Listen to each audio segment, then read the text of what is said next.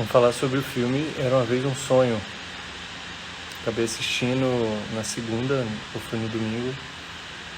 E aí eu não tinha pensado no tema da live, que eu tava aqui meio fazendo outras coisas. Eu falei, vou falar sobre esse filme porque ele acaba abrangendo muita coisa, né? Do que a gente fala aqui. Que bom, Carolzinha. Vou pegar desde o início aí. Pois é, esse filme, eu fiquei feliz que quando fazem filmes como esse, assim, se eu tivesse que elencar dois seriam suficientes para pessoas que estão buscando autoconhecimento aí, conseguirem se conectar e entender, né? Entender muita coisa. Um deles é aquele filme que fala, até esqueci o nome, sobre o propósito, aquela animação lá, não me lembro, que tem aquele cara lá procurando propósito, eu vi recentemente, esqueci o nome. E o outro foi esse, né, que é uma história real, inclusive, que fica muito melhor até. Porque, inclusive a live aí fala sobre isso, né, Soul, né, exatamente. Assim, quando eu vejo esses dois filmes eu falo, pô, que bom, cara, que pessoas realmente inteligentes estão tentando passar uma mensagem, né? Esses grandes players aí são muito importantes pra gente, que eles falam assim, cara, vamos sentar, imagina que todo mundo vai sentar aqui, rapaz, vamos fazer um filme com o nome Alma, né? Então olha a responsabilidade dessa galera, eles atingem muita gente, né? Então eu fico imaginando sempre o brainstorm dessa galera, sabe? Tentando pensar na mensagem, e não, mas propósito isso, e missão, como é que eu vou ver? E o cara fala assim, não, é isso. E a responsabilidade, então assim, por mais que vocês achem que o mundo está super caótico, né, e várias coisas estão acontecendo e que não tem nada bem, eu ainda vejo o contrário, sabe? Eu vejo algo muito revelador, assim, principalmente nessa galera que influencia, né? Você fala, Samir, mas tem muita gente assim, muita gente assada. Fala, galera, isso vai ter sempre, né? O que a gente não pode é deixar de ter pessoas lúcidas passando pra gente, segue por aqui. Em 2016 eu vi o filme O Pequeno Príncipe, né, a nova edição, que também fala algo muito parecido com o Soul, e ele foi um despertar para mim, né, aquele filme. E eu também fiquei com a mesma felicidade quando eu vi o filme Soul, né, que pessoas depois de falarem muito sobre propósito, sobre banalização e qualquer assunto, galera, quando chega pra gente, quando chega de primeira, né, a verdade, ela tem alguns estágios, assim. E, então tem preconceito, você fala mal, você é apedrejado, e depois ela fica auto-evidente, né? Você começa a ver, nossa, isso é tão óbvio. E por que a gente nunca? Porque a gente tem uma resistência muito grande a ver que as coisas são como são. Então a gente evita. E de lá pra cá eu tenho visto muita gente boa, né, falando sobre coisas muito sérias, de maneira responsável e deixando a mensagem, né? Então, né, no propósito aí, para quem até vi um vídeo outro dia que me mandaram, que resume bem isso, muito simples. O propósito da vida universal para todos nós é ser quem a gente é, né? E a nossa missão é ser quem a gente é para o outro, para o mundo. Só isso, né? E esse é o meu trabalho aqui, né? E lá no BE, principalmente, um aprofundamento de um resgate de quem você é, para que você faça o exercício interno, para que depois você vá para o mundo com a mesma responsabilidade que a galera que fez o filme Soul, que fez esse filme agora, que eu vou falar, Era Uma Vez um Sonho, né, que fez o filme do Pequeno Príncipe. Essa é a mesma responsabilidade que eles fazem de forma macro, que vocês têm que fazer de forma micro, né? Foi assim que eu deixei de pensar em tanta bobagem que eu pensava para tentar fazer bem e salvar a humanidade, né? Fazer trabalho social adoidado, parecendo um louco, para tentar aliviar uma culpa que eu tinha por ter a oportunidade que outras pessoas não tinham, por não conseguir dar conta de ver pobreza, de ver alguma outra coisa. E me perdia cada vez mais que eu fazia isso, né? Porque não era verdadeiro. Então, quando eu resolvi fazer a minha faxina íntima, né, eu consegui ir para fora com muito mais assertividade, com muito mais contribuição, né? Hoje eu não faço o trabalho social que eu fazia antigamente, mas isso aqui que eu considero um trabalho social de verdade, até porque eu sou do time que acha que tem que repensar a caridade, tá? Bom, vamos lá. Sobre o filme, né? O filme fala sobre, quem não viu o filme fala sobre a história de um garoto, né? Ele começa mostrando várias fotos até de família, né? De umas 5 gerações para trás, mostrando o quanto essa família sempre teve junta e numerosa, e o quanto isso traz um problema muito sério, né? Porque a gente entenda, por mais que vocês achem assim, família é tudo, e romantizem muito, existe um fetiche no século XXI muito forte, que é o fetiche da família, né? Mas assim, são raras as famílias onde você vê algo diferente de bullying, relações de poder, manipulação, loucura, violência. Raras. Muito raras. Porque é feito para ser assim, né? Porque ninguém está se trabalhando, ninguém está preocupado, ninguém está levando a sério o núcleo que é formado dentro daquela casa, né? Dentro de um lar ou qualquer outra coisa. Quando você junta, então, várias casas, como é no filme ali, é tio misturado com vó, com avô e tal, ali vem uma série de conflitos, né? Que é inevitável você passar por uma série de situações que vão te levar para você fazer a sua jornada do herói. E assim, o meu objetivo com o trabalho não é fazer com que isso acabe na origem. Que as famílias comecem cedo, que as pessoas eduquem certo seus filhos, que ouçam, se trabalhem para fazer... Não. Se você quiser fazer isso, ótimo, né? Mas assim, de alguma maneira, todos vão passar pela sua jornada de herói. Todos vão passar por alguma situação onde você esperava que seu pai fizesse alguma coisa. Eu sempre dou o exemplo de uma menina que eu encontrei na Tailândia e eu contei a história com meu pai, que era que a minha família toda era de engenheiro, todo mundo te influenciava a fazer determinada profissão, alguma coisa. E ela falou para mim, poxa, eu adoraria ter um pai assim. Porque o meu, eu falava que queria ser artista plástico, ele me dava, vai lá, faz isso. Depois eu falava que queria ser advogada, ele me dava livro de concurso. Depois eu falava que queria ser engenheiro, ele me dava uma treina. E eu, sabe como eu me senti? Perdida e culpando esse pai por não ter me dado um direcionamento. Então, assim, independente de como você acha que às vezes você está totalmente certo, é justamente no lugar que você acha que você está mais acertando que você pode errar. Porque você não tem controle sobre isso. Você tem controle sobre a sua intenção, né? No filme fala de uma geração de famílias que vem chegando até a família atual, né? De Beverly, que é a mãe, do garoto lá, que é o filho dela, de mais ou menos 10 anos, que ele protagoniza o filme com essa idade, depois vai virando adolescente. E ela tem outra filha, ela teve filho com 18 anos, né? Ela viu os avós, né? A Beverly, que é a filha, viu o casal, os pais dela, né? Um botar fogo no outro, umas cenas horríveis, que ela, no final, ali no filme, ela só é a bola da vez, assim como vocês, assim como eu, né? A minha família veio de várias gerações,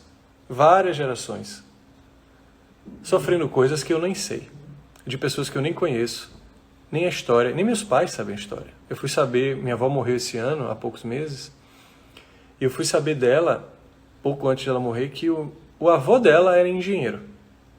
Eu nem sabia disso. Eu falei, nossa, eu achei que eu estava lutando só com essa galera aqui que virou engenheiro, né? Que todos os irmãos do meu pai, inclusive meu pai, são engenheiros. Eu achava que era uma geração ali que começou a fazer isso. E não. Era uma geração lá atrás. E aí chega eu, que meus primos todos engenheiros, todos os homens também engenheiros. E eu falo, gente, ninguém está percebendo que tem uma continuação aqui. E você continua, não é só a profissão. Você continua as histórias matrimoniais, você continua as brigas, as violências, as personalidades, porque você vai dando exemplo atrás de exemplo, passando para frente. E quando uma pessoa desperta, né? E um dia eu vou fazer uma live só sobre isso. Quando a pessoa desperta, o primeiro sentimento que vem é uma culpa. Culpa por não ter visto aquilo, raiva por se achar vítima daquilo ali. Fala, poxa, é uma coisa muito enorme, é ancestralidade. É igual a pessoa que, sei lá, não consegue emagrecer e fala que a culpa é da genética, né? Nunca é do leite condensado. Meio assim, sabe? Você desperta e fala assim, nossa, isso é muito forte, é a minha ancestralidade, né? Mas assim, quando você desperta, né, por mais força que a ancestralidade tenha, ela nunca vai ter uma força maior do que a sua escolha, do que o seu poder de escolha. Você vai ter duas opções nesse momento, né? De você continuar e entender que a ancestralidade é uma excelente desculpa para você montar em cima, né?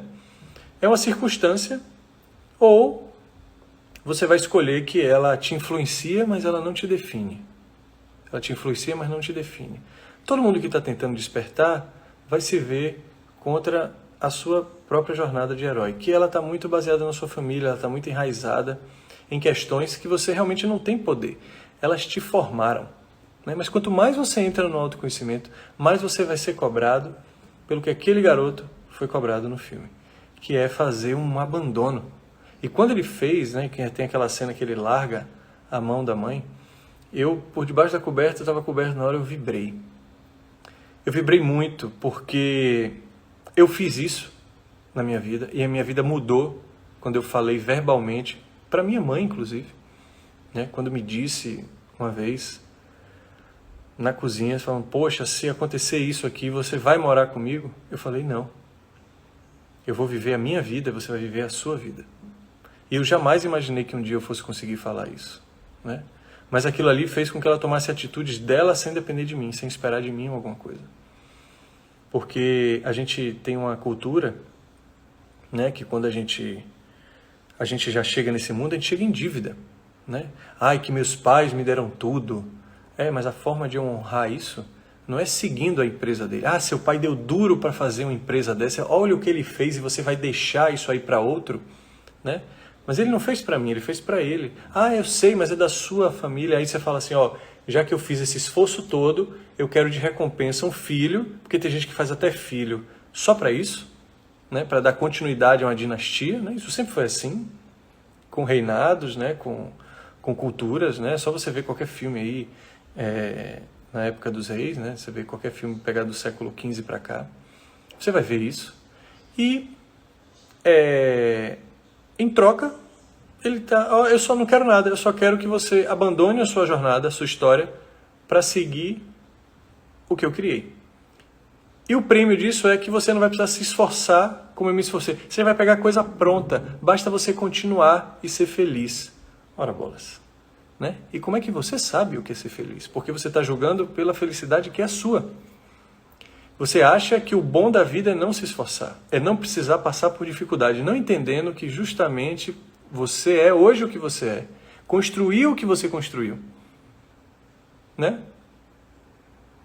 Justamente por você ter passado pelaquilo que você passou. Aí você pega o seu primogênito, principalmente, e tira dele a chance de se desenvolver. E seduz ele, dizendo que a vida sem esforço é melhor. Olha isso. E aí você ainda diz que isso é por amor, que você está fazendo aquilo para eles, né? Você não está fazendo para mim. Você ainda abdica, né? E fala assim, nossa, não é para mim. Eu estou fazendo isso para vocês. Aí você joga o quê? Que é o tema dessa live, né? Culpa. Fala, não, mas eu estou fazendo isso, eu abdiquei minha vida para vocês, vocês vão deixar isso, né? Vocês vão deixar. Ainda fala assim, isso para outra pessoa, né? Essa eterna luta contra a culpa, claro, né? Você é criado para se sentir culpado. Em várias esferas da sua vida. Não é só na esfera familiar, né? Quando você termina um relacionamento, a pessoa do lado muitas vezes diz que por causa de você vai morrer, por causa de você perdeu um vestibular, por causa de você abandonou um trabalho, porque foi demitida, porque você terminou e deixou ela desfalecida. Eu já ouvi muito isso.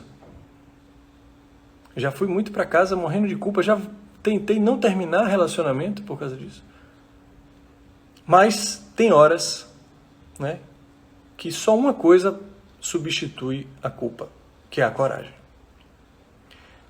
Se na vida você não tiver um pouco de coragem, você vai viver a sua vida, sei lá, você tem 30 anos, sabe o que você vai fazer?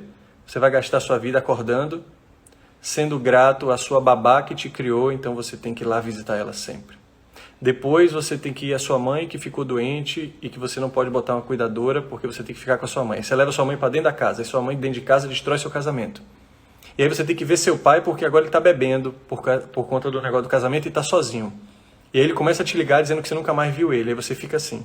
Aí sabe o que você faz? Você trabalha, se desgraça de trabalhar para botar dinheiro em casa, pega todos os seus problemas, pega toda a sua família, toda a sua história, deixa dentro de uma gaveta e começa a fazer todo esse movimento até essas pessoas irem embora. E aí você fala, não, depois que todo mundo morrer, né, depois que todo mundo se achar, eu vou viver minha vida, porque agora eu não posso deixar minha mãe assim, eu não posso deixar meu pai assim, eu não posso deixar minha babá, eu não posso deixar... Simplesmente não dá tempo de você viver uma vida dessa maneira. Alguma coisa você vai ter que deixar. E para mim, a principal causa de tristeza, de arrependimento, de cólera, de loucura que existe nesse mundo, a principal falta que as pessoas sentem é de ter vivido a sua própria história. E eu tenho tanta convicção disso que isso aqui virou o meu trabalho. A única coisa que eu faço é trabalhar para que as pessoas olhem para a sua própria história, para que vejam o que é que você está fazendo com ela. Porque quando chegar lá na frente não vai dar mais tempo. Que não terceirizem sua subjetividade para um relacionamento, né? E que não joguem, né? Não subempreitem a sua vida e as suas ações para um sentimento chamado culpa, né? E aí eu gasto anos da minha vida tentando voltar a falar com meu irmão. E aí eu gasto anos da minha vida tentando fazer com que meu pai se erga novamente para arranjar um outro relacionamento. E que a minha mãe é sozinha porque ela só teve a mim, eu sou filha única, ela não tem ninguém. Claro que ela não tem ninguém. Você nunca deu espaço, você nunca disse a ela que, se você não viver sua vida, eu vou viver a minha. Sabe por quê, gente? Porque vocês não entendem que o ser humano está condenado a ser feliz. E essa é a grande lição do filme. Foi justamente, e a vida ela é antagônica. Presta atenção no que eu vou falar. Tudo o que vocês acham que vocês vão fazer, que vai acabar destruindo um relacionamento, uma pessoa, que vai trazer mal para alguém, para uma situação, é justamente o contrário. Então, todas as vezes que você pensar em fazer algo, fala assim, agora eu vou fazer o oposto para ver. Porque o óbvio, aquilo que vem de primeira, tipo, minha mãe está sozinha, eu vou ficar com ela. Minha mãe está precisando de mim, como no filme. Teve uma overdose de heroína, eu vou perder a entrevista de emprego da minha vida. Todas essas escolhas que ele já tinha feito no filme, ele já sabia o resultado. A mãe dele nunca parava de usar. A mãe dele nunca parou a loucura. A mãe dele nunca teve a oportunidade de se ver só e falar assim, eu preciso me agarrar em uma outra coisa, porque o que eu estava me agarrando não está mais aqui. Por isso que o problema é nosso. O quanto nós não conseguimos dar conta para educar essas pessoas. Pela nossa culpa, a gente não consegue educar essas pessoas. Mas minha mãe, meu pai, meu irmão não teve oportunidade de ter consciência, terapia. E qual é a sua responsabilidade nisso também? Eu falo muito com minha mãe, até hoje. Minha mãe é advogada, nunca se formou, mas é advogada. Advogada da minha irmã. Minha irmã, coitada, faz uma pergunta para ela, minha mãe já responde. Outro dia eu dei uma lata de tinta para minha irmã, uma lata de tinta que você me pediu tá aqui no carro. Ela não pode pegar peso não, carrega você. Minha irmã nem disse, eu nem sabia que ela não podia carregar peso. Então a pessoa não tem a chance de se expressar pela superproteção. E a mãe está dizendo, com certeza, eu estou dizendo aqui o exemplo da minha mãe, mas eu vou falar da casa de vários lares aqui. Principalmente um lar que tem uma irmã mais nova. Mulher ainda então, porque uma mãe que faz isso também é uma mãe machista. Porque o filho pode estar com colar cervical e ela vai...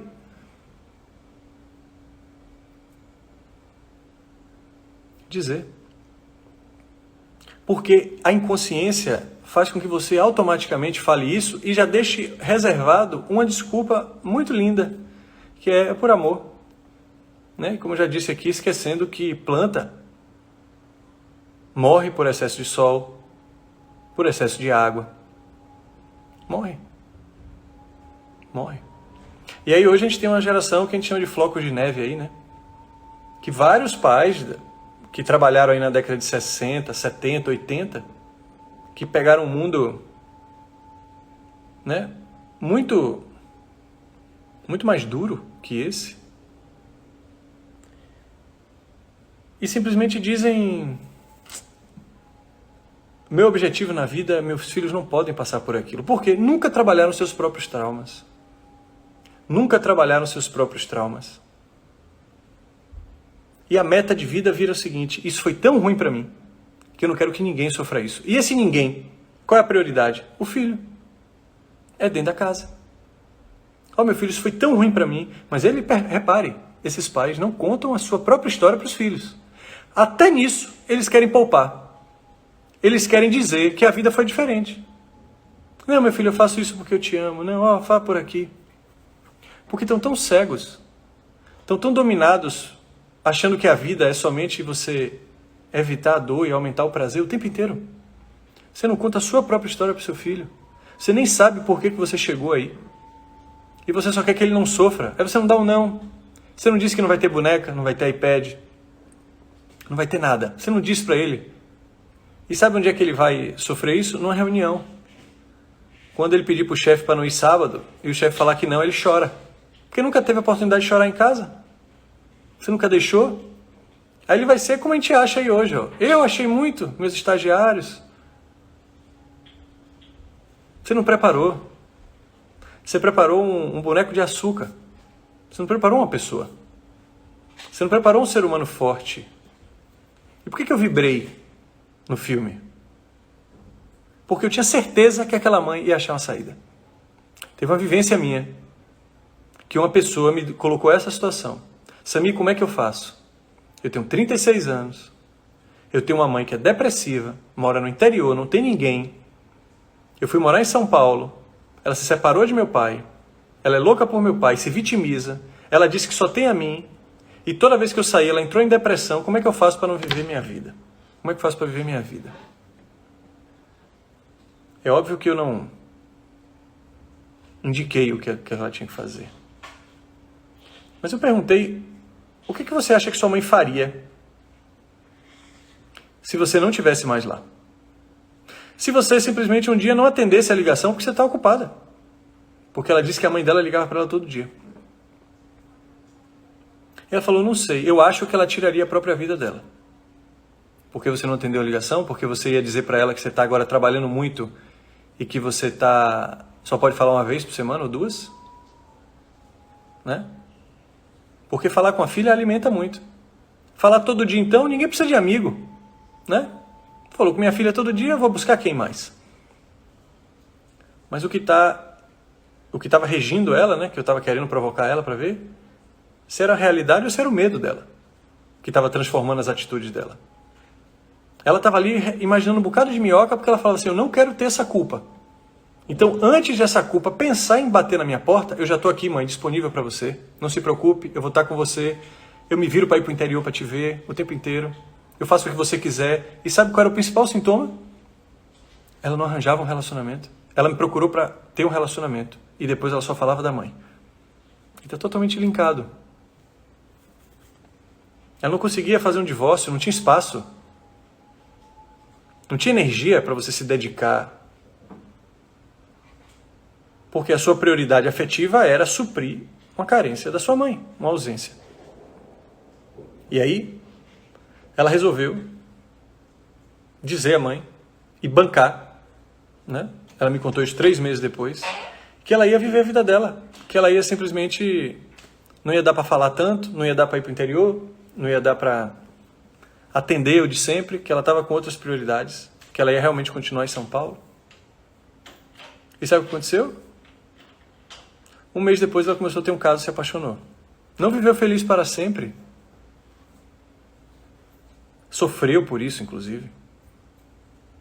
Ganhou um grande amigo até no final. Mas ela só experimentou o que é que acontece com ela quando ela tem um pouco de coragem. O que é que a vida retribui quando você tem um pouco de coragem? Ela apresentou a pessoa para a mãe gostou do cara. Ela tinha comprado um cachorro, a mãe odeia cachorro. E ela deixou o cachorro na casa da mãe uns dias, enquanto ela estava fazendo uma viagem. Quando ela voltou, a mãe estava apaixonada pelo cachorro.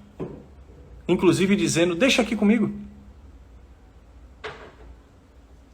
Sabe por quê? Porque ela já estava sentindo o cheiro da necessidade de se apoiar em outra coisa.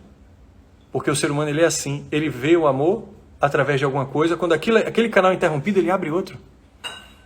A gente não acredita na força do ser humano, a gente acredita na fraqueza do ser humano. A gente acha que ele vai ruir porque a gente mesmo acha isso na gente. Assim, porque se eu me sinto tão fraca para muita coisa, imagine minha mãe, imagine o que ela vai fazer, e você se projeta nela e acha que ela vai ter o mesmo fim que você. Mas ela não é você. O outro não é você. Você que se projeta no outro o tempo inteiro. E você fica tomando atitudes e falando coisas como: se eu fosse você, eu faria isso. Que é a coisa mais estúpida que você pode falar para alguém. A mãe foi lá e pegou um cachorro. Uma mãe que não gosta de animal, pega um cachorro. Já sentindo o cheiro que a filha não ia estar mais lá. O cachorro simbolizando a liberdade. Vá, filha, vá viver. Vá viver que você está certa. Mas isso não é dito, às vezes, no consciente, no verbal. É dito numa atitude. A mãe dela não sabe disso. A mãe dela está pensando nela. Ela quer sobreviver. Ela não quer ver a filha feliz. Ela não está pensando nisso.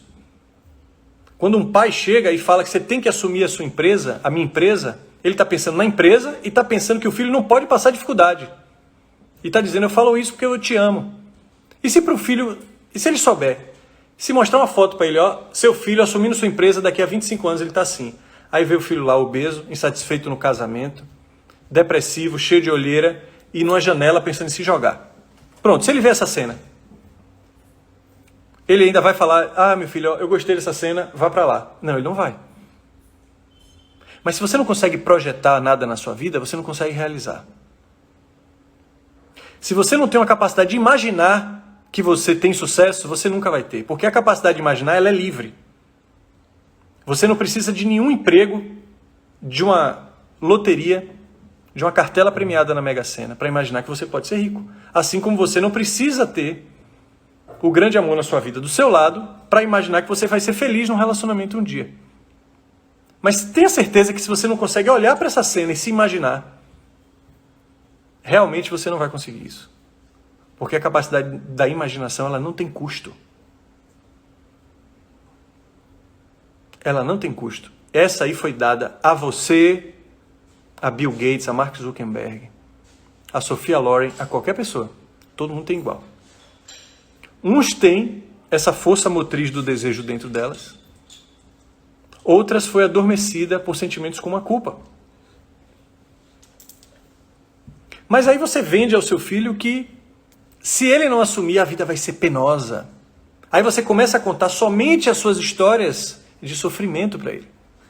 Mas você não vai contar para ele que você, no final, queria ser artista plástico, mas que você foi fazer empresa porque o seu pai ali vendia caixinha de fósforo com você e você foi virando empreendedor e você fez aquilo.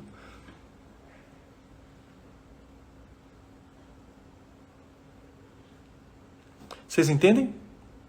Por isso que também um dos pilares do meu trabalho é: saia de você. Você não sabe o que é melhor para ninguém. Mesmo que ele tenha saído do seu sangue. Primeiro que na biologia sangue não se mistura. Nunca mais fale que ninguém é sangue do seu sangue. Você gerou uma vida, você não gerou um servo. Para viver os seus sonhos, que no final são suas frustrações, nem para dar continuidade ao seu império, que você nem sabe de onde veio. Ah, veio o fruto do meu suor. E você está numa corrida de revezamento, onde você correu 100 metros em 10 segundos e fala para ele: ó, agora você pode levar 20 correndo, porque eu já corri muito os 10 para você. Aí o cara fala: mas eu não quero nem correr, pai. Ô, mãe, eu não quero nem correr. Você sabe por que eu fiz administração na minha vida? Eu comecei assim, depois eu larguei. Porque foi vendido para mim que meus pais tinham um restaurante árabe e que eu não sabia o que eu faria, eu vou administrar o restaurante deles. Porque uma criança de 18 anos faz isso. Ele toma essas atitudes.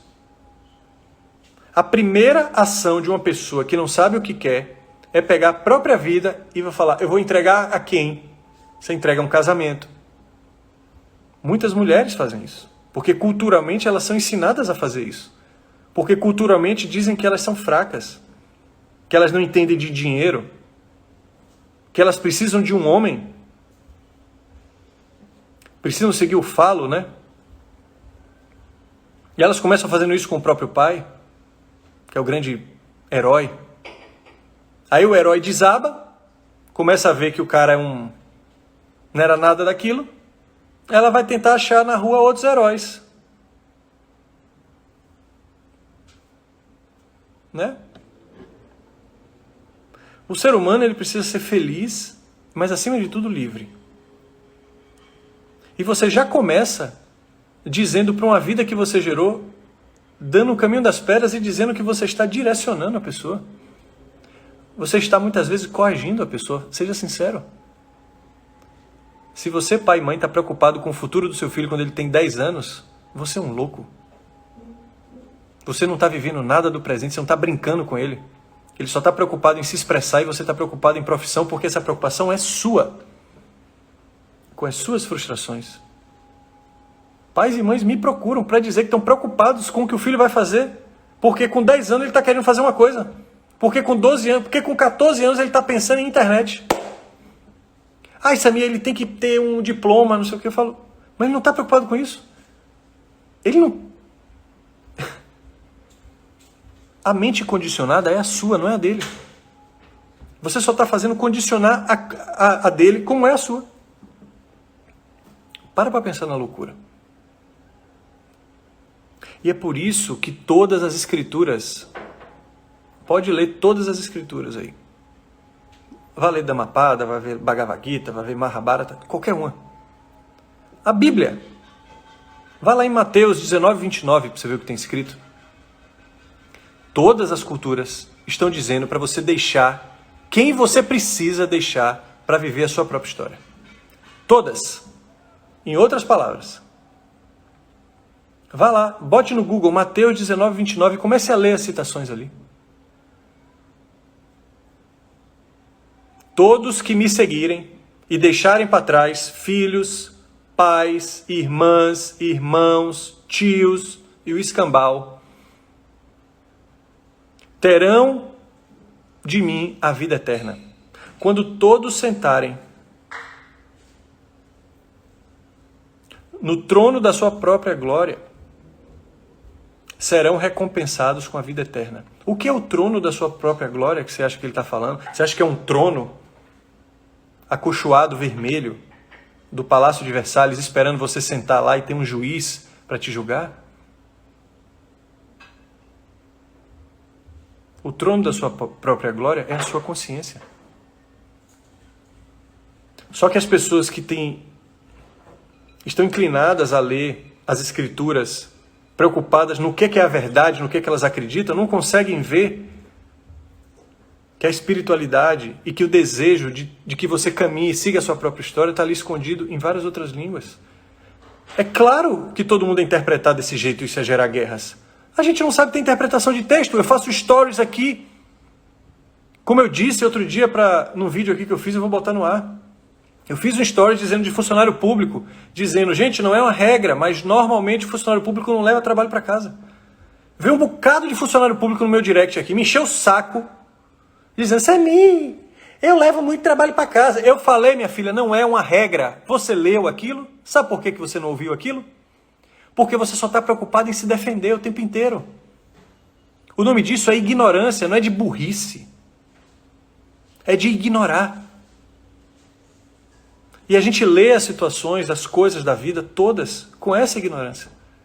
Com essa lente, eu só quero me defender, ninguém me ataque, porque eu sou um sofredor. Como é que a gente não ia ter uma interpretação de texto equivocada de escrituras sagradas como essas? Que carregam guerras desde que elas nasceram. A briga do protestantismo foi por interpretação. As pessoas queriam que fosse traduzida em outras línguas, não só o latim. Essa foi a grande briga de Martinho Lutero. Vá ver o filme no YouTube. Ah, você me conhece, sabe disso? YouTube, bota lá Martinho Lutero. Eu disse a vocês aqui, quando eu comecei a me conhecer, eu botava nome de pessoas que eu ouvi falar para saber quem eram. Botei Martinho Lutero, apareceu um filme lá de 2 horas, eu fui ver. Falei, olha isso, gente, o cara estava brigando para ter uma própria interpretação de uma escritura, porque somente padre, sacerdotes, manipuladores, iriam dizer para eles, ó, Deus está dizendo isso. Não, eu quero ver, eu quero sentir o que estão me dizendo. Como o menino do filme, Eu sinto que é para eu ver meu emprego, eu sinto que eu não vou ajudar minha mãe. O cara passou o dia inteiro tentando ajudar a mãe. Tirou da clínica, passou $1.000 num cartão, 500 em outro. E no final, sabe o que adianta? O ser humano ele não é assim. Ele precisa ter a responsabilidade dele. Ele precisa saber que ele saiu do fundo do poço, não que tiraram ele a vida inteira. Eu perdi um amigo viciado em drogas. Tirou a própria vida. Eu tinha 23 anos. Ele já tinha sido internado algumas vezes. E a maior vergonha dele, ele me dizia. Ele falava, eu não aguento quando eu sou internado e eu volto para cá e olho para vocês e vocês ficam com pena de mim. E eu me sinto fraco. Eu não vou aguentar fazer isso de novo. Até que ele foi e não aguentou e tirou a própria vida. Sabe por quê? Pela fraqueza. Ele tinha vergonha da fraqueza dele. Então você que está achando que está botando uma pessoa debaixo do braço, está cuidando, está salvando a vida de uma pessoa, você pode estar só adiando a morte dele. Você pode estar matando ele a conta-gotas. Porque você não deu a ele a chance de ele ter um cheiro da originalidade. Ele sentia a fragrância da coragem perto do nariz dele. Porque antes de ele tentar, você já tirou, porque você não acredita nele. Como eu dei o exemplo de um familiar meu, que o pai, no teste de aptidão, ele da 2ª para a 3ª série, de um colégio para o outro, ele passou no teste, quando foi ver os colegas dele todos numa série e ele em outra. Ele falou, pai, tem alguma coisa errada. Ele, não, filho, não está errado não. Eu que te botei naquela série que eu achei que você não ia passar. O que você acha que aconteceu com esse cara? Ele nunca mais aceitou um desafio na vida dele. Porque fica gravado na cabeça, no corpo, em tudo. Quando ele recebia uma proposta de aumento, de ascender profissionalmente a um cargo de confiança, o que ele pensava? Pô, meu pai não acreditou em mim, quem? Eu vou acreditar? Por que o pai dele não deixou ele perder? Ah, porque ele ia sofrer. Ele ia. Mas ele ia saber exatamente o porquê que ele não passou. Porque depois, com 8, com 9 anos de idade, com 10, ele demorou para entender. Quem entendeu foi o corpo, foi o espírito, foi a energia que baixou. Não foi a consciência. Isso só foi para a consciência quando ele foi fazer terapia. Mas até então, a criança que sofre aquilo ali, coitada, já nasce com o sentimento de eu sou aleijado. Eu não consigo nem ter minhas próprias derrotas. Quantas vezes eu não disse aos meus pais? Deixa eu errar. Ah, meu irmão, não faça isso. Eu quero fazer. E às vezes eu fazia até de teimosia. Porque eu vi um abismo ali, eu falava, rapaz, eu vou me jogar aqui. Porque quando eles viravam as costas, eu ia me jogar no abismo. Ainda bem que eu fui iluminado para fazer isso. Porque eu me considero uma pessoa muito forte. E que tenho muito repertório, porque me joguei em todos os lugares. Quando eu mais via meus pais preocupados comigo, de eu ir para um lugar, eu falava, é para lá que eu tenho que ir. Não me pergunte de onde veio. Mas se existe alguma força superior, ela atuou em mim para isso. Para me salvar e para eu poder vir aqui, à minha maneira, dizer para vocês as coisas que fazem sentido para mim. Isso faz tanto sentido que eu transformei isso na minha vida. Eu não sou um escritor de Facebook que fica fazendo discurso de internet para mudar o país, a economia, o corona. Vocês nunca vão me ver falando sobre isso aqui.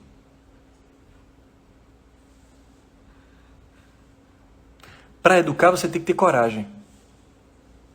Para viver a sua história, você tem que ter coragem. Inclusive, educar pessoas mais velhas que você. Enquanto você achar que é dolorido ouvir a história do seu pai e da sua mãe, você não vai encontrar a sua verdade. Enquanto você achar que você não precisa dizer para os seus filhos o que você passou, porque eles não precisam disso, eles vão ficar mais distantes da verdade. Enquanto você achar que o melhor para eles é não passar pelo que você passou, você e ele estão longe da verdade. E um dia, alguém vai perceber isso. E você vai ser cobrado. Porque um dia lá na frente você vai falar, meu filho, por que você não deu certo? Você teve tudo. Olha que maravilha. Você fala essa frase para um filho. Eu não entendo, eu lhe dei tudo. Menos a oportunidade de aprender por si só. Isso você não deu, que era o que ele mais precisava. Porque o tudo que você chama É só simplesmente as coisas que você não teve. Que nada. Uma chuteira. Meu pai olhou para mim, minha mãe chorando no sofá e disse: eu não posso pagar sua faculdade porque eu não tenho dinheiro. Você não passou numa pública. Eles chorando e eu acolhendo eles. Eu falo, não tem problema, você tem 6 meses aí de dinheiro para eu pagar um cursinho? Eu passo na pública. E eles me pagaram e eu passei. Como é que faz para resolver? Eu era prático. Sempre fui. Isso me ajudou muito. Mas ficar aqui chorando para dizer que não pode pagar, que você fracassou, não vai adiantar nada. Você não tem dinheiro para pagar a faculdade, ok. Eu que tinha que passar na pública. Vocês me deram uma educação, me disseram o tempo inteiro que eu tinha que passar, porque tem um bocado de filho aqui para sustentar. Como é que faz? Tem que estudar, aonde é? Cadê o livro? Vamos fazer. Mas eu podia muito bem ficar na... Meu pai não pagou, não tinha dinheiro, mas tinha dinheiro. Aí eu ia achar, você tem dinheiro para isso, tem dinheiro para aquilo, mas não teve dinheiro para isso. Né? Você não tem muita pergunta. Você tem que fazer o que tem para ser feito. Você tem que fazer o que tem para ser feito. O menino do filme se viu numa armadilha ali. Eu passei a vida inteira tentando salvar essa mãe. Enquanto eu estive ali, ela nunca se salvou. E tem uma outra coisa. A avó, maravilhosa avó, viu que ela errou com a filha e viu a filha errando com o neto e se viu naquilo ali. E ela vai lá e captura o neto e traz para dentro de casa e bota ele para trabalhar. E bota ele para ser gente. Eu trabalhei minha vida inteira.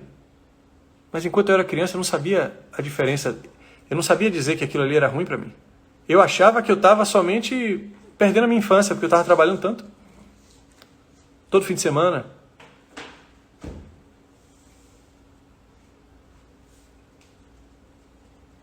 E aí? Eu só fui descobrir depois que foi bom para mim. Uma criança não sabe interpretar isso. A avó captura e faz o menino homem. Ela foi dura com ele. Duríssima. Ela não estava preocupada em ser amada. Ela estava preocupada em ser respeitada. Principalmente quando ele joga a calculadora fora. Ele tenta roubar.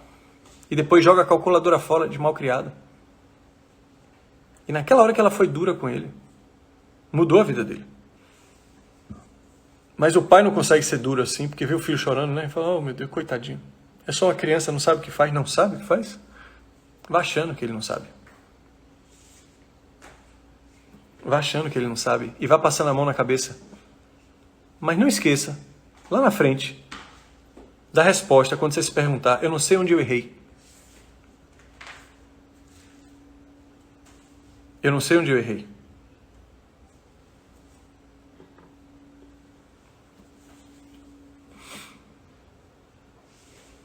Os filmes, as escrituras, o conhecimento, todo mundo está dizendo o que deve ser feito. Porque o que você acha que você está em dúvida hoje, todo mundo já pensou um dia. Todo mundo já pensou. Aí você às vezes vem com a dúvida, ai meu Deus, mas como é que faz isso, sei o quê. Gente, tem gente há 4.000 anos pensando nisso, escrevendo um bocado de coisa, você que não tem proximidade com o conhecimento. E as pessoas só erram, só são capazes de fazer coisas horríveis, seja com filho, seja com esposa, com qualquer coisa, por ignorância. Ou por uma dor. As duas coisas não trabalhadas. Uma com a falta de busca do conhecimento e a outra com a falta de comprometimento com o seu processo. As pessoas que me relacionam, vocês perguntam muito, né? Perguntam para mim, Samir, como é sua família, como é não sei o quê? Eu não tenho compromisso com quem não tem compromisso com o próprio processo. Eu não tenho compromisso com essa pessoa. Isso eu falo para os meus clientes. Quantas vezes eu já parei atendimento e falei, eu vou devolver seu dinheiro, eu não sou entretenimento. Eu não vou ficar aqui te fazendo perguntas e você vendo o que é que faz. Você tem que estar mais interessado do que eu. Você me pagou para eu te servir. Se você não tem nada para me dizer, se você está esperando aqui uma iluminação através de uma pergunta mágica minha, você procurou a pessoa errada. Se você tivesse comprometido com o seu processo, toda vez que eu vou para terapia, eu chego lá com ele com várias questões, falando, olha, eu percebi a semana inteira um comportamento meu, eu quero falar para você sobre isso. E eu quero que você me pergunte coisas que eu não estou vendo. Ok? Ok. Foi ontem isso. Foi hoje de manhã. Falei exatamente isso pra ele, comecei a contar uma história. Eu falei, e aí, o que, é que você acha que eu não tô vendo? E eu fiquei atento. Eu tô comprometido com o meu processo. Ele fala que ele adora me atender. Você preenche uma sessão, eu fico sem vontade de terminar. Comprometimento com o seu processo. Quantas pessoas você fica comprometida aí? Com seu tempo, com sua energia, com as suas terapias, falando de um bocado de gente que não está nem aí para o próprio processo. Imagine para você. E você perde noite por causa dessas pessoas, tentando dar jeito na vida dessas pessoas. Como se ela não tivesse nenhum pingo de responsabilidade sobre a própria vida. E você não sabe disso, porque você está muito mais comprometido com a sua culpa do que com essa pessoa. Porque se você tivesse comprometido com essa pessoa, a primeira coisa que você faria era deixar ela visitar o fundo do poço. Um grande amigo meu, no dia do meu casamento, em 2013, ele chegou lá, de terno, de camisa, e por dentro ele tinha uma camisa com a minha foto. Ele me deu um abraço e falou para mim assim, me deu um cartão, uma carta toda rasgada, que ele tinha escrito, já tinha pensado em rasgar, mas me deu. Eu, quando peguei, quase rasgo de novo, juntei os negócios, no final da festa eu abri. E tinha escrito, basicamente, você, quando eu estava no fundo do poço, você com seu jeito, foi a única pessoa que me estendeu a mão. Mas você não me estendeu a mão para me tirar dali antes que eu caísse. Você me jogou uma corda, porque você sabia que eu estava lá embaixo.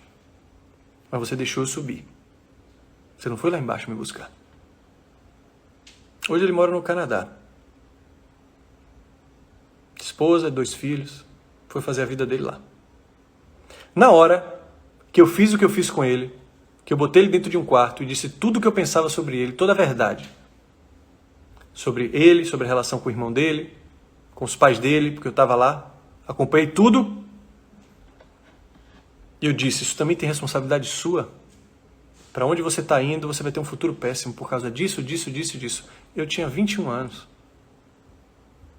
Tinha saído da academia, perto da casa dele, fui lá para a casa dele só para dizer isso, estava entalado aqui. Ele chorou muito, ficou sem falar comigo. Só que vocês não acreditam em recompensas de longo prazo. Vocês só acreditam que tem que dizer para a amiga, você é maravilhosa. Tá tudo certo, amiga, a culpa é dele.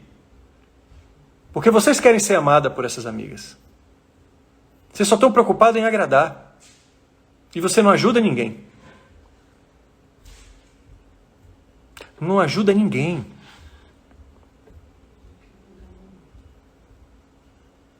Hoje eu conversei com uma pessoa que fez um exercício de dar para as pessoas do trabalho, quem sou eu? O que é que você acha de mim? Coitada, sabe o que recebeu? Você é muito prestativa, você é muito meiga, você ouve bem. Quando na verdade tinha que dizer para a pessoa, você é uma pessoa muito esforçada, mas você vê as coisas de forma muito micro, operacional. Isso não vai te dar cargo de confiança. Você precisa se relacionar mais por causa disso. Acho que você peca na hora que te apertam, você não tem controle emocional, você investiria nisso. Você levar muitas coisas para o lado pessoal, talvez isso esteja alguma coisa a dizer do seu relacionamento familiar. Procura ajuda terapêutica. Mas você é uma pessoa honesta, você é uma pessoa disciplinada, você é uma pessoa cri-cri, então você olha processo. Talvez a sua área não seja de coordenação, seja muito mais de você aferir um processo de qualidade de uma empresa, um passo a passo, metódica. Mas para uma pessoa dizer isso, ela precisa ter coragem. Para uma pessoa dizer isso, ela precisa, diante de ter coragem, ela ter autoconhecimento para ter coragem e autoconhecimento para conseguir observar a si e o outro. Chefes que morrem de medo de dar feedback. Funcionários que morrem de medo e acham que o chefe é maravilhoso porque o chefe só fez elogio e a pessoa é um banana. O chefe às vezes passa para frente, dá um feedback positivo que fala assim, quando ele pegar o outro aqui que eu estou saindo, ele vai tomar a porrada dele. Sabe por quê? Porque eu não tive coragem. Por isso que eu nunca respeitei chefe que não estava comprometido com o processo do meu crescimento. Os que mais me ajudaram foram os que me disseram as coisas que eu precisava ouvir. Mais duras. Ah, amiga, você é ótima, amiga. Não, é o meu chefe, nosso chefe que tá ali, você tá no lugar errado. Não, você é muito prestativa, você é muito não sei o quê. É, prestativa, não sei o quê, e tá fudida. Será que ela é tudo isso mesmo? Tá fudida, porra. Sabe por quê? Porque não tem ninguém com coragem para dizer a pessoa que ela precisa ouvir. E tem uma coisa também que ninguém sabe. É como falar. Sendo gentil. Aprendendo a se comunicar. Isso você pode investir. E o que eu estou falando investir não é só tempo, não é investir o seu dinheiro. Tome um curso de comunicação não violenta, se você se acha agressivo. Quando várias pessoas me perguntam, você me sou muito agressivo, sou muito grosso. Vai fazer um curso, velho. Você está fazendo o que para isso? Você está achando que vai acontecer o quê? Que você vai fechar o olho e ficar assim todo dia de manhã e não vai gritar com ninguém? Esqueçam isso. Meditação não é para isso. Para se acalmar. Incenso. Vocês estão equivocados. Vocês estão iludidos. Que vocês vão ficar fazendo yoga somente. Meditando e acendendo incenso e tomando floral. Não vai funcionar. Você precisa investir consciência também. O lado subjetivo, trazer para o corpo é ótimo, bons hábitos, ótimo. Mas não diga que é tudo. Pelo contrário. E não fique dizendo tudo que você melhorou por causa disso, daquilo, porque você está próximo do universo botar para você uma situação que te deixa completamente descontrolada na frente dessa mesma pessoa. Só para revelar sua hipocrisia e sua soberba. Porque o universo ele não tolera quem é dessa maneira. Ele não tolera ditador.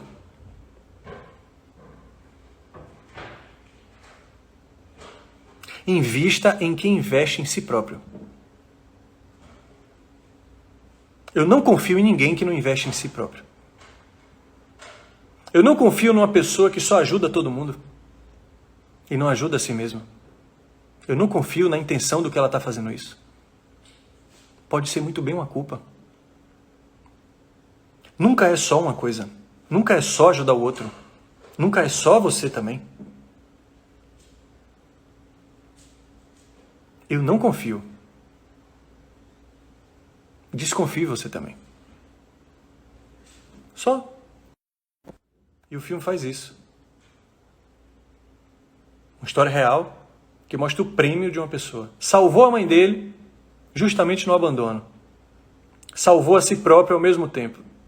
Quando ele foi salvar a si, colocou energia para si, ele salvou o relacionamento dele. Salvou a mãe dele. Salvou a irmã dele que estava envolvida nisso. Salvou todo mundo. É igual a quando você vai reunir os amigos na sua casa. Quando você vai fazer um piquenique, presta atenção nisso. Quando eu ia fazer piquenique na Austrália, quando eu morei em outros lugares, que as pessoas vivem com menos dinheiro e que tem uma outra cultura, cada um leva um pouquinho. E sabe o que acontece? Sobra. Porque você sempre leva para si e um pouco para mais alguém. A outra pessoa leva para si e um pouco para mais alguém. E aí você está em abundância. Mas quando você acha, como aqui no Brasil, que o cara que recebe tem que dar tudo, o cara gasta uma ruma de dinheiro para receber todo mundo, e às vezes até só para impressionar, para o seu poder aquisitivo, sabe o que acontece? Ele faz uma vez e duas. Porque falta. Se não faltar comida, falta no bolso. Quando cada um faz o seu, fica leve para todo mundo. Porque quando você faz um seu, você está preenchido e você fala, eu vou levar mais alguma coisa para alguém. Mas quando eu estou só querendo prover,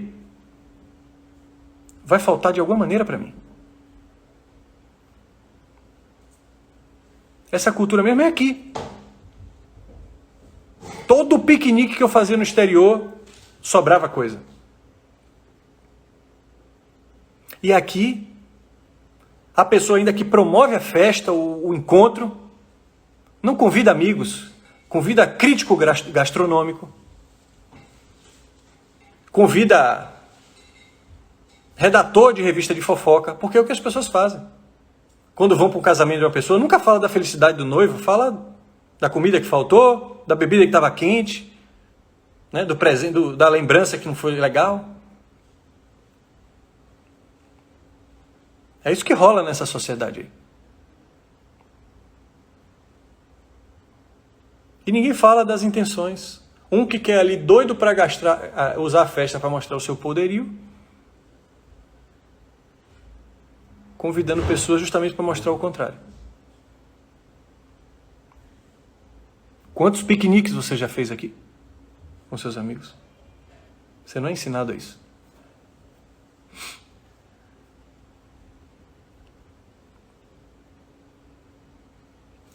Espero que essa live tenha ajudado. Amanhã ela está no YouTube, tá? Depois dela, muito importante que você deixe um comentário aí, eu vou postar uma foto agora, para dizer o que você achou, como é que te ajudou, se valeu a pena, para que outras pessoas amanhã vão lá no canal, que pode ajudar muita gente na educação de um filho, no relacionamento no trabalho, na amizade. Isso é abundância, se cada um botar um comentário lá, as pessoas vão falar, tantas pessoas que falam assim, Samir, eu só fui ver porque tinha tanto comentário, que eu fiquei curioso, tanto compartilhamento que eu fiquei curioso. Então vocês são parte também dessa inspiração. Isso aqui é um conhecimento gratuito, que eu adquiri durante muito tempo e estou aqui compartilhando com vocês. Enviem para alguém, mandem para alguém que você acha que pode ajudar e faça a sua parte. Obrigado e até terça que vem.